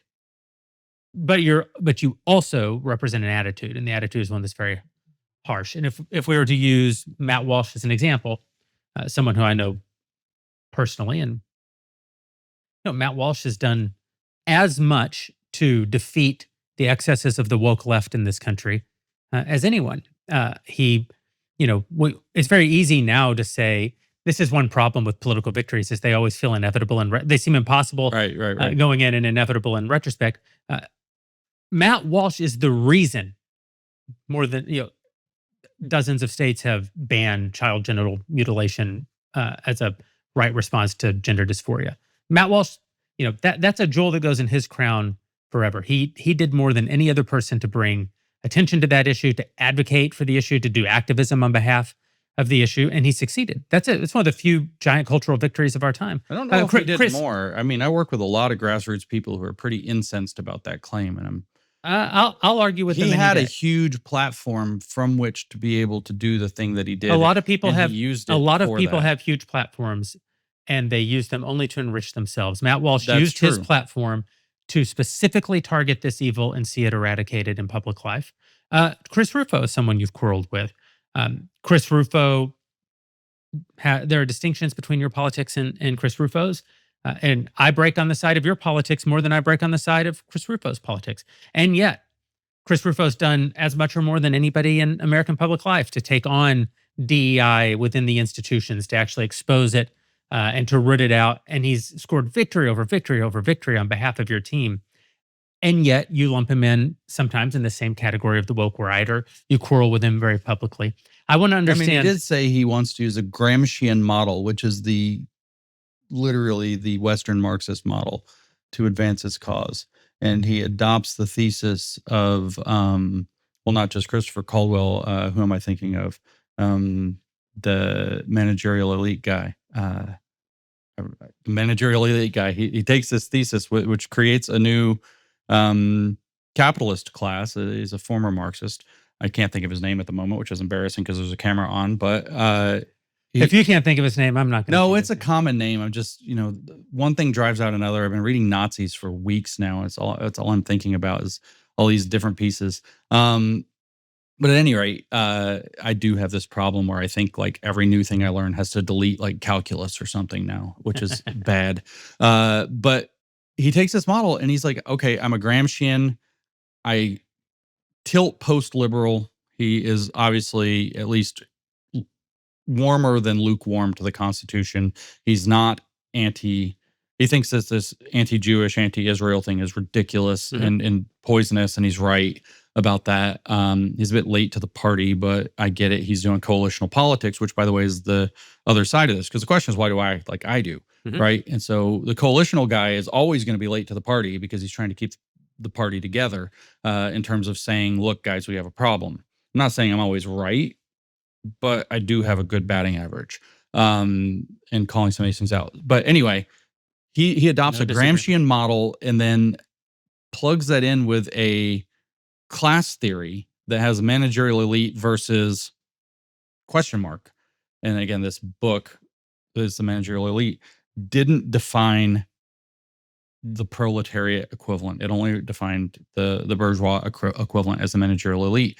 And then kind of Chris is filling this in with the bottom side is the populist. This conservative populist thing is the people versus the upper class in some sense. So it's like I'm a little hesitant on some of that. But these internet my point is you being hesitant on it though isn't my. But right. So I'm with Matt and Chris in particular. I'm watching where they fall on these different battles, right? Now, I will admit I'm a little more aggressive with Matt because I've just never particularly liked his style. It's just he rubs me the wrong way. It's a personal thing. I get it. It's not totally fair. I'm a little more aggressive at Matt. But I watch how they fall on particular issues. And is it like, are they tilting toward, if we put it in very stark terms, are they tilting toward the conservatives or are they tilting toward the Groypers? And it's just a little too often on a little too many things that are a little too clear. They either ride the fence or tilt the wrong way. And it makes me uncomfortable because part of what you deal with is subversives. They might just be slow to the party. They might be coalitional, but some of the people in our movement are subversives. They are people who align with the bad guys, the real radicals who want to destroy the movement from within, the woke right or whatever, who won't admit it. And I don't know who those we don't know who those people are. So why am I so antagonistic? This is a question I've been asked a million times. Number one is that I adopted this while fighting the left in a defensive way and in a strategic way. And it's just kind of stuck and it's not really like I kind of probably need to update my model a little bit, but you get in a rut and then you're in a rut. That's the definition of being in a rut. But with the left, what I recognized was, first of all, it was psychologically defensive. They're nasty. If I'm nasty back, I feel better. They can't get to me. But if I'm constantly charitable to them, they pick and pick and pick and pick, and they take advantage of your charity. And that was the key thing. What I noticed was that they depend strongly on people. They advance something in academic jargon, and they expect you to like, put your elbow patches on, and well, in 1833, and you're like very polite, and they're taking advantage of that. And I thought, and I'm talking like 2016, 17, I thought, what if somebody just talked back to them? Mm-hmm. And it actually worked amazingly. This is why I say I need to update my model, because when you do this with the conservatives, somebody's pearls get clutched and then other people freak out. And it doesn't work. There's a different cultural dynamic between conservatives and the left, but nobody snapped back at them. It was all like Steven Pinker or something like high-minded. Let's debate this. And I was like, no, your mother is a crackerjack or whatever, and it worked. And so, when you have something that works, that's where you etch a rut. So anyway, there's that. And then there is the fact that the coalitional guy is always going to be late. There are subversive problems. And two things. One is I don't tolerate that. And the other is my main objective is clarity. I want to know who's on what team. I don't actually care who's on what team. I'm not trying to build a coalition. Well, but here's it's a different object let me that challenge I'm you. doing. Let me challenge you. First of all, I think you and Matt are very similar, and one of the reasons that he rubs you the wrong way is because mirrors are often, off-putting. You guys both are attack dogs. When something comes outside of you go. And one reason that works when you're fighting the left and doesn't work when you're fighting the right, I would argue, is because you're of the right. You're not a Republican. I understand. You're not a partisan guy. I understand that. You're not. We don't see eye to eye on God, which is the most important thing you can see eye to eye on. So like huge gaps, right, between you and where a lot of the right is, of course. But you're fundamentally of the right. You're fundamentally the right as we would define it in a certainly, we're Gen Xers. In our lifetime, the left doesn't like America, the right does. The woke right also doesn't like America. That's a new phenomenon. Yeah. In our lifetime, the right has liked America. That's right. And you're part of the I like America crowd. That's right. And if you're part of the I like America crowd, being a jerk to the I don't like America crowd, which is in our lifetime historically the left, that works because they have cultural hegemony. Mm-hmm. Because they have cultural hegemony, they have glass jaws. No one's ever punched them before. Yeah. They don't even think that they're radical because everyone they've ever met thinks just like them. Because all the places they occupy are so homogenous, ideologically homogenous. Some of them don't even think they're political. They think they're independent. Yeah. They think they're moderate. While quoting Marx. Okay. So aggression is a great tool to use against them. Yeah. The right is different. The right has been, if there is an oppressed class in our culture, it's conservatives in our lifetime. They've been ostracized by the culture, completely abandoned by the culture, or even just told that they're evil by the culture, which is one reason young Gen Z white men in particular have some of the problems that they have. And so aggression toward them actually triggers their instinct to fight. They don't have a glass jaw at all. They're counterpunchers. That's, I would say in our lifetime, being a conservative in part means being a counterpuncher. Like that's just part of what you are. And so when you punch a guy, so Matt, like you, has developed a lot of great skills for punching the left and showing that glass jaw. But one reason you guys can't coexist is because you're punching each other, and both of you are only going to ever react to being punched by punching back. And so in that way, you're never getting toward anything common. And then I want to challenge one other part of it, and then I'll shut up. But I agree the coalition guys are always late. Yeah. Of course. Charlie was late. Yeah. Charlie was the great coalition guy of our time. And bless him for his ability to see the best in everyone. It's an admirable bless quality. him. He saw the best in everyone. But also he helped bring us electoral victory in 2024 with that exact quality. That's right. But he also saw the best in some really sinister people. Yeah. Some people that Charlie thought were his friends. People that he literally died while defending have since his death revealed themselves to be not only as bad as the people that Charlie was defending against them said that they were, but in fact have proven themselves to be no friends of Charlie Kirk's. Yeah. It's a great tragedy that we've seen play out right in front of us. So I understand that about the coalition builders, and yet we have to have a team. Mm-hmm. We have to have a coalition. And you say, I like to use aggressive language to see which team people are on. Mm-hmm. But the problem is, not everyone has decided what team they're on. You're right. Sometimes people want to force the undecided into a camp because it's better to have them in the wrong camp and be able to fight them than to have them. But you can't win doing that. You don't win people over to your side doing that.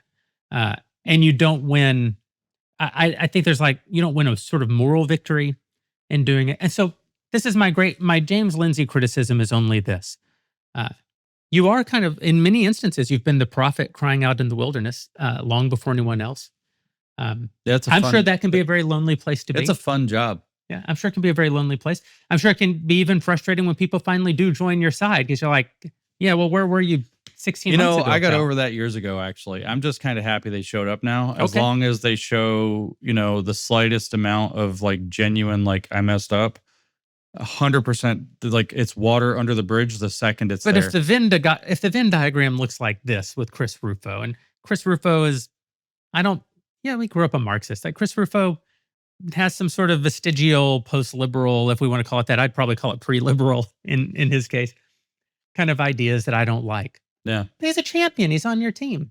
How do you keep him on your team and make sure that we don't divide this thing so far? We haven't. So that's where we diverge, though, is I don't know if he's on my team. If I knew he was on my team, it would be a different story. Mm-hmm. I don't know that he's on my team. And maybe I'm testing the thesis in the wrong ways. But so over a year ago, I think it was last April, so maybe a year ago, I actually came up with this metaphor. It's like I was thinking, it's really weird what you think about sometimes. It's like I don't have this like idyllic story. Like I was at the park and there was these kids playing with bubbles. I just pictured the idea of when you like blow a bubble and it stretches and it stretches and it stretches from the film. And then you have that long tube of bubble and then boop, you have a bubble that floats off. And I was like, okay, that's kind of what's happening, right? And so right now there are people that are over here, not in the bubble, that are conservatives, and then you have this kind of tube toward the woke right, which is the bubble vanguard. And eventually what's going to happen is it's going to pop off. It's going to float around for a little while. It's going to burst and everything inside is going to fall apart. I don't know who's in the bubble, who's in the tube, and who's on the way to the bubble and who's not in that thing at all. And I am a little bit okay with pushing some people because some of the things that are being pushed, like at least Chris is passing the really obvious moral test, really obvious moral test of, is leaning into anti-Semitism and blaming Jews for all your problems a good thing? No, that's not. That's a very low bar to cross. So, maybe he's a little bit in the tube, but maybe he's not very far in, and it's fine. And we can deal with that. If with Matt, after the whole thing with the kid getting called a racial slur and him like, let's raise this woman $1 million. I was like, oh my God. And a few other things. And then him like, I want to unify with anybody. That was, of course, that's in the grief and shock of Charlie's murder with anybody. That's the thing everybody picks at him about now is like, Matt, just say you don't want to unify with the Groypers and we know where you stand. But it's like Vice President Vance. They won't say it. So there's these huge ambiguous points. The only thing to do at that point is to either watch, it's kind of in dismay, or to be like the velociraptors in Jurassic Park, sticking your face on the electric fence to find the hole. And they eventually, figure it out. And that's sort of been, I don't know they're on my team. Well, Jeremy. I would only say that there's a third. If I believe they were my friends, it would be a different story. There's a third possibility, which is that people are in motion, and what you want is for them to be on your team. Maybe they are, or maybe they aren't, and maybe it depends on how narrowly we're defining the team. Maybe it depends on what issue we're talking about. Again, politics is coalitional, but in order for them to ultimately be on your team, they have to want to be on your team.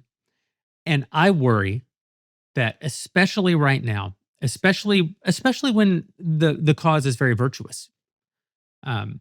And especially when some people are so obviously not on the team. I mean, Tucker Carlson is engaged in a political project which is anathema to your political project. There's no question about it. Yeah. A person having sympathies for some certain of Tucker's arguments has not necessarily joined Tucker's team. Most people don't even, it's sort of what I said at the beginning of the show about the Catholic integralists. Most Catholics are not integralists. Right. Most Catholics have never even heard of integralism. Those who have heard of integralism aren't integralists.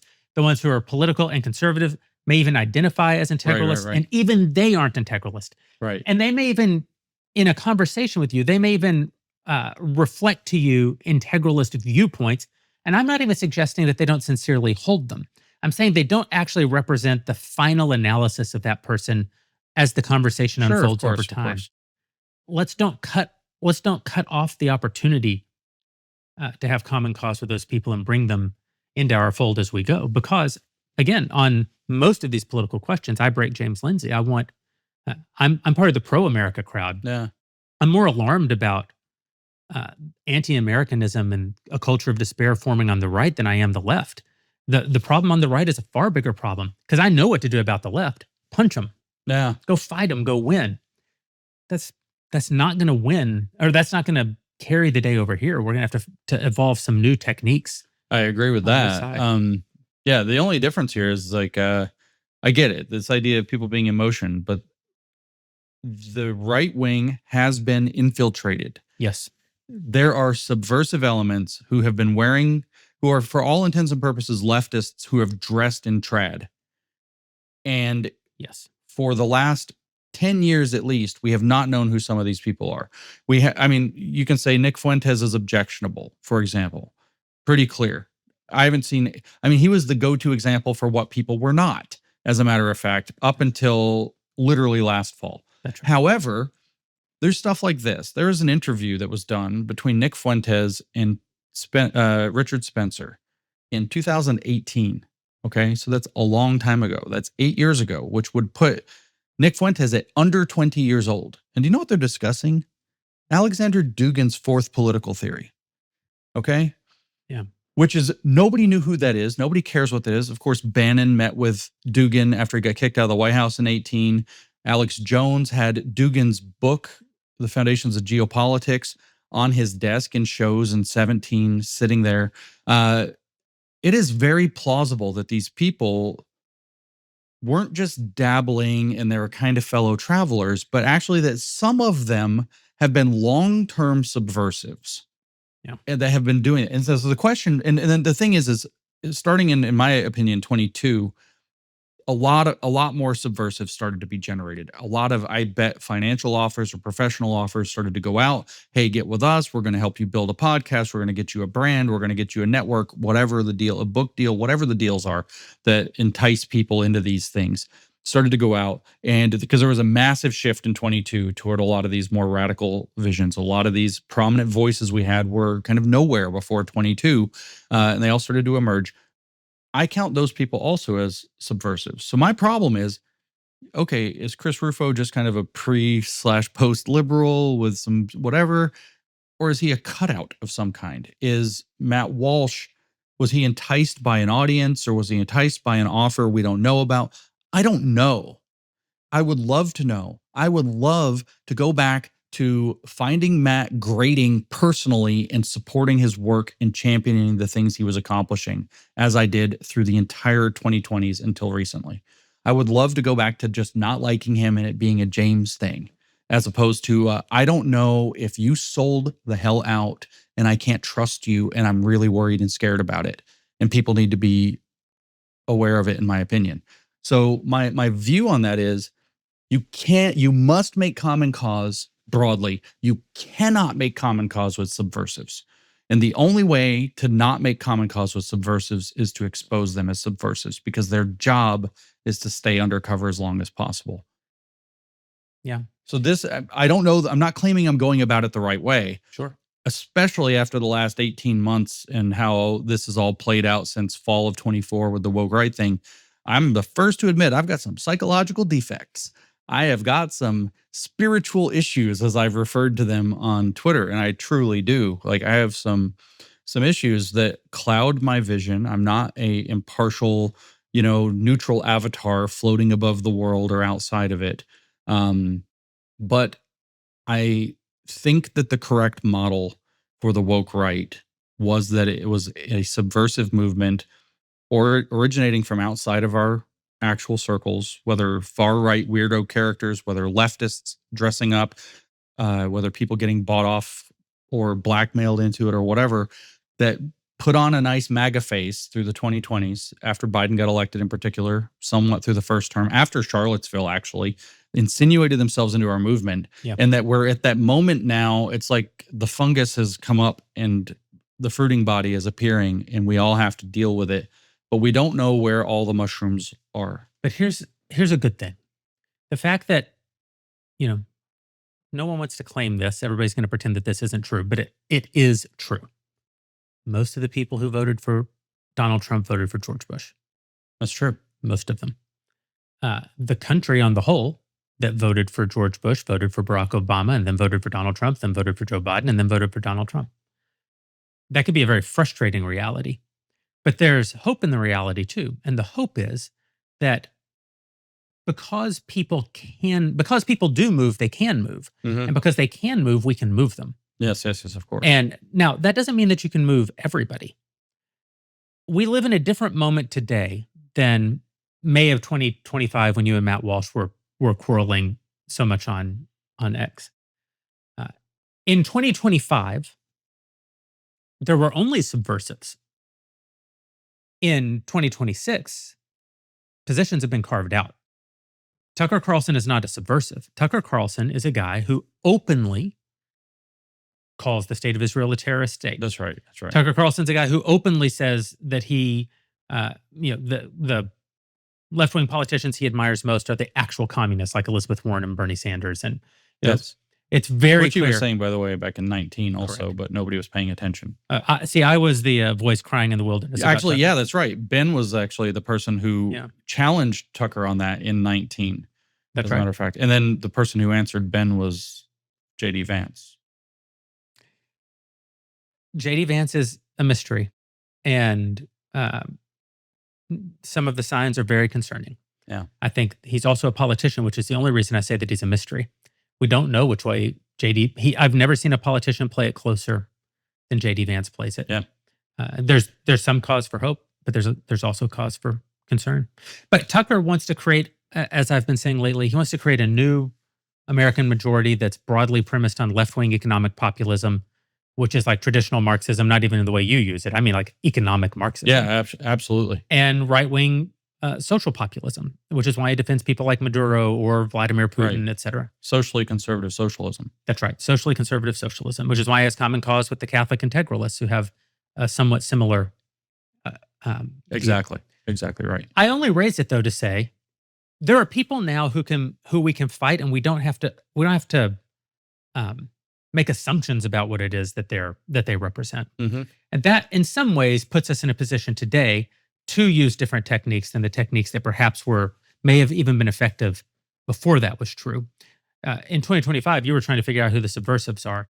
Okay. But now there's actual targets to point at. And one way that I think we'll find out over time who the remaining subversives are is how they meet this moment when the mask is completely off of so many, Steve Bannon, Tucker Carlson, et cetera. And again, I think A, there's room there to evolve some of those techniques. And B, there's room for real optimism because absolutely you are seeing just in the last 10 days, an enormous reorienting, I think, going on within the movement as people see what's been clear to people like you and even to people like me for some time. Yeah, people did not want to believe it. Nope, they did not. And now you can't deny it unless you're willfully denying it. That's right. That's exactly right. And I do. I'm actually very optimistic. I do have this sense of optimism. But I think that the story here then really is, it is the critical America theory thing. It's kind of junky. It's like a stupid word, but it's like it actually worked. It actually went crazy, like viral for one of my like nerdy posts. My nerdy posts don't usually go very viral. And so like it got a lot of attention, this critical America theory idea, but you've said two things lately that I've been super jealous of. And I was like, damn it, I wish I'd come up with that. Critical America theory. I've been saying it's critical theory on the right for a while, but critical America theory is it's just an absolute and it unifies them with the left because that's what they're doing too. And then the other one, which we haven't talked about, we may not have time, is you're pointing out that if you've found yourself suddenly hating Israel since 2023, you've fallen for the greatest psyop since COVID. It's beautiful. It's masterful. I think it's true. And it's true. But I interrupted you to compliment you after calling you a dick 30 minutes ago. So I'll take it. Where was I going with that? Critical America theory. We basically, look, if we want to build a positive coalition going forward, positive coalitions, not to sound like Obama, are built around hope. They're built around a positive vision. They're built around wanting to see something happen and to be a part of making it happen, right? And so I think that this critical America theory framing is really good. Yeah. So the people who are going to come, like I said, I made a video and put this out on Twitter the other day where I'm like talking to the camera, like one-on-one, or one-on camera. I don't know what that's called. Like very personal. It's just James talking to the camera very awkwardly in his room. But the story was, look, a lot of people are getting wise to this woke right thing. They're coming back, they're seeing it. They didn't see it before. They're seeing it now. And a lot of them, some of them even participated. And so what if they have a little bit of like humility and contrition, let them back in, but we watch for the subversives. That's the whole story. That's my view. So I think we should be painting this positive vision. We should compare it to the critical America theory vision that unites left and right. That's the horseshoe touching, except it touches it Jews and hating America is where the horseshoe touches. Okay, so we have the critical America negative vision. We have the build the future positive America vision. And I think we sell the one, and the people who want to come in and be a part of that, great, let's do it. We keep an eye open for the subversives, for the I'm particularly concerned about people who held positions of leadership, even if it's like thought leadership, not necessarily political leadership, who were subversive, thinking that they, like, if you want to come be a part of the movement, awesome. You think we're going to put you, like, you get a really big show everybody watches? No, nobody's ever watching Tucker Carlson again. And the positive, I don't care what you apologize for. Like, you don't get to have a show. Like, go repent or whatever. This is my opinion. But you don't get to jump back into a position of authority where you're a year out of having abused your authority. Like, you got to earn your way back to that. Trust takes years to build, falls apart quick, and then you've got to build it back again. And you start from the same ground as before. This is my opinion. But we should welcome these people back in. We should have a unvarnished positive.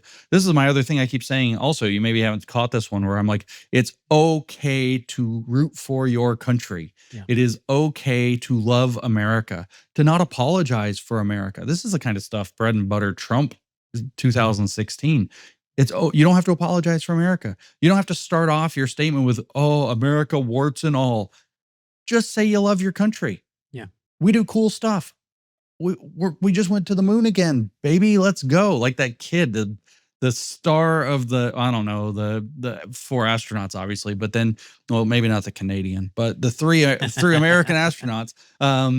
Sadly, that Canadian's so likable. He's really likable. He's up speaking bad French in space. Like, no, I'm just teasing him. It's really amazing. But no, that kid, though, that they interviewed, I'm sure you caught the kid.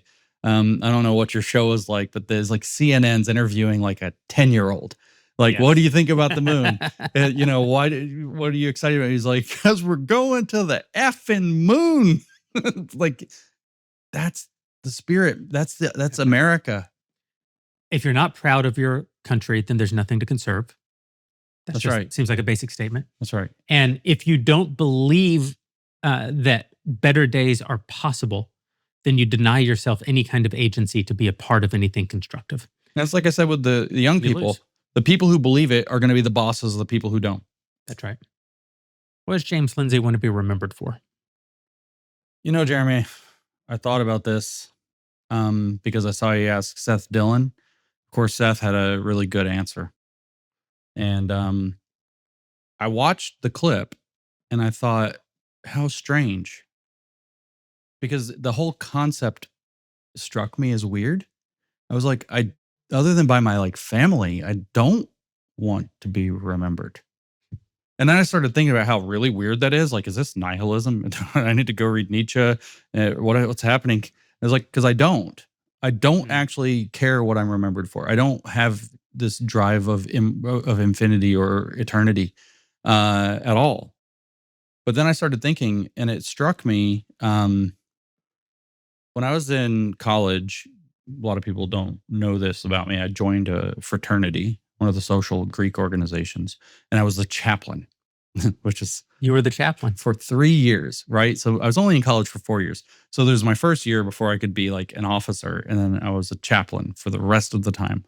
And so I was the chaplain. And among other things, the chaplain is in charge of, the fraternity ritual rites or whatever, the initiations. And so I felt it was my responsibility to be vastly steeped in this literature for the fraternity. And the fraternity was actually founded by Baptist ministers. So there was a lot of Bible in it. And so I actually... Were you a believer at the time? Yeah, but in that kind of generic American way that wasn't denominational. I didn't go to church.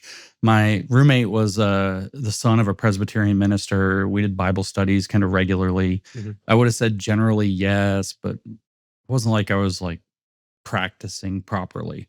This is that ambiguous American yes of the 1990s, I guess. But anyway, I mean, this is where I learned about the parable of the talents. It was actually part of the thing. But there's this line that I took from that, and I've thought about it. I bring up the college thing because it would have been 18, 19 years old that I came into contact with this idea. Obviously, I hadn't read the Bible or anything serious at 18 years old yet.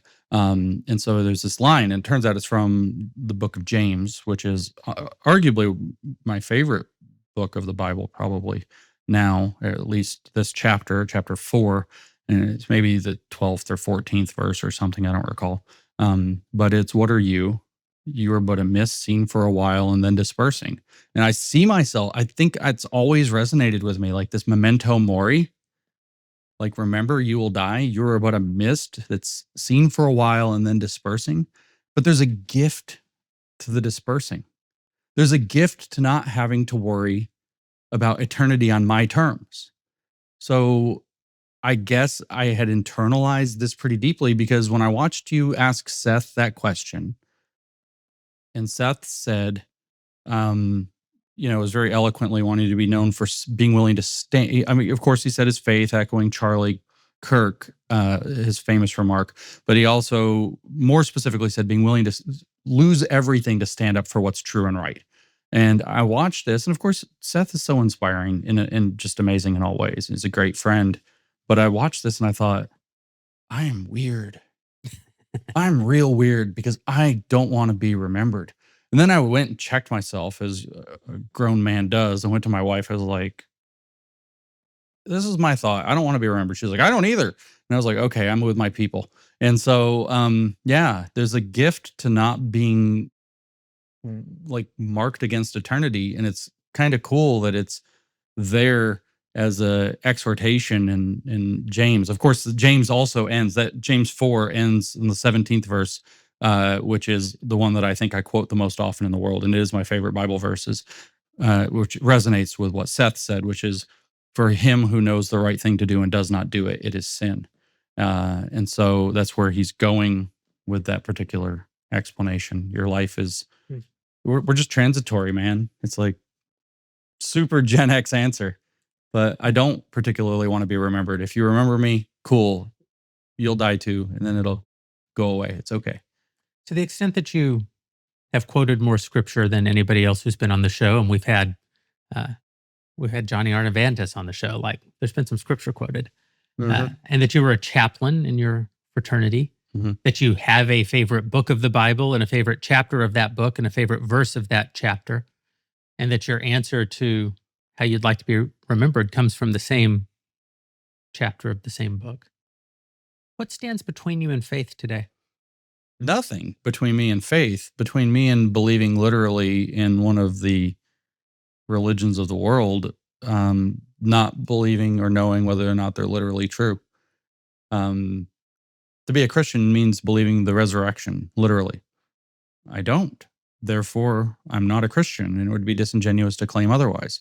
I do find a lot of resonance with kind of the way that Jews believe, now that I've learned quite a bit more.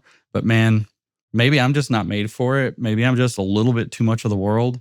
I mean, it's a joke, it's literally a joke. You go to a rabbi and you say, Rabbi, I'm thinking about becoming a Jew. And he says, it's not for you. And you're like, no, I really think it is. It isn't, and so I don't want to keep their mitzvot. I don't want to do it. 630, like some of them, like I don't have any interest in murdering people, or even like, I get it even with hunting, right? You hunt for food, you hunt for sport, but you don't murder. You don't just kill to kill. Like that's psychotic, right? So there's some of them, but like I'm not going to stop eating oysters or whatever and think that this somehow brings the light of God into the world. No shade, but I'm just not going to do it. And so nothing, actually. I would say actually not the crutch, but the scaffolding that got me through the challenges of adversity and ostracization over the last 18 to 24 months has actually been faith, that believing that doing the right thing matters, that and that it isn't going to turn out necessarily the way that you think, but it's not your will that matters in how things turn out. And like just surrendering to that, but also that it being a confidence in that which is unseen. The unseen, the unknowing, the not knowing, the agnostic part of it is actually crucial to the way that I conceive of faith. But this is why I'm fluid. The substance of things hoped for, things not yet seen. That's right. This is why I'm fluid enough to say that I'm confident to say I can have faith in liberty, that we keep covenant with liberty and have its blessings bestowed upon us. as the other side of that covenant, in the same way. But I don't have like a blasphemy here. Like, I have a T-shirt that says "Liberty First." I did a whole campaign of Liberty First, and these kind of radical religious people online that aren't normal religious people were like really mad at me. They're like, "No, God first," and I'm like, I'm having one of these moments with this. But yeah, nothing stands between me and faith. The question is what the faith is in. The faith is way more abstruse and vague in general. It's not specific, and it's certainly not for good or for ill, for whatever. It's not in the Christian claim. Yeah. Liberty is very important. And even as a Christian concept, it's for freedom that Christ has made us free. Well, I mean, the whole point, and this is kind of the American thing, is both for Jews and for Christians, is the individual has the choice to accept, to keep the commandments, or to therefore be righteous, or to accept grace at the cross. But it's an individual choice. It's not a compulsion of the state. It's not a compulsion of the community. Even it's an individual choice.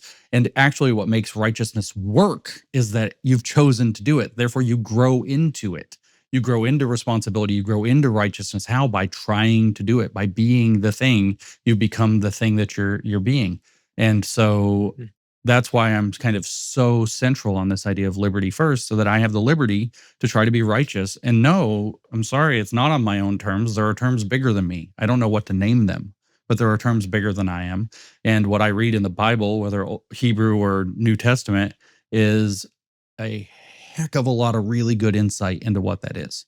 Some very solid stuff. So I take the Bible very seriously. So I quote it, I talk about it, I reference it, I make it a part of my life as a regular occurrence. Like, I watch your show, and the next thing you know, I'm thinking, why do I believe this crazy thing that I thought? And the answer turns out to be, oh yeah, well, from college, one of my like favorite scriptural references was effectively memento mori. Like, Yeah. you're nothing, you're going to disperse, and that's okay. Like, don't sweat it.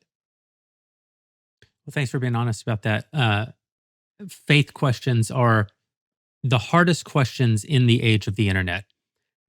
We can even fight about politics with so much more ease than we can even have the simplest conversations about faith. And kind of in my new adventure that I'm on here, I want to be able to have those sorts of conversations in good faith with people, because there are so few places where you can. James Lindsay, thank you. Yeah.